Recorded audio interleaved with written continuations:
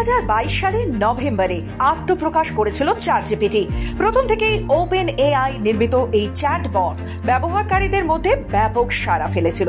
এবার সেই সংস্থা উন্মোচন করেছে নিজস্ব ওয়েব ব্রাউজার অ্যাটলাস, যা গুগল ক্রোমকে প্রতিদ্বন্দ্বিতা করতে সক্ষম হবে বলে দাবি করা হচ্ছে। তবে সাম্প্রতিক সমীক্ষায় দেখা গেছে এই ব্রাউজারকে যতটা নিরাপদ মনে করা হচ্ছিল তা আদবে নয়। নিরাপত্তা সংস্থা লেয়ার এক্স সিকিউরিটি জানাচ্ছে, হ্যাকারেরা সহজে গোপন কোড বা কমান্ডের মাধ্যমে ব্রাউজার দখল নিতে পারে এবং ব্যবহারকারীরা তা ঘুণাক্ষরেও টের পাবেন না।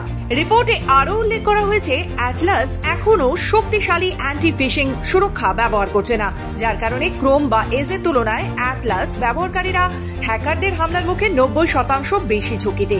এখানে গুরুত্বপূর্ণ ভূমিকা পালন করছে মেমোরি ফিচারটি, যা 2024 সালে ফেব্রুয়ারি মাসে চালু হয়েছিল।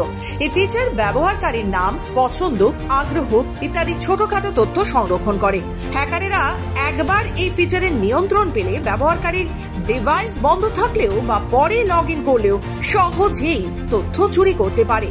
মাত্র 3 বছরে চ্যাটজিপিটি 800 মিলিয়ন মানুষের কাছে পৌঁছেছে।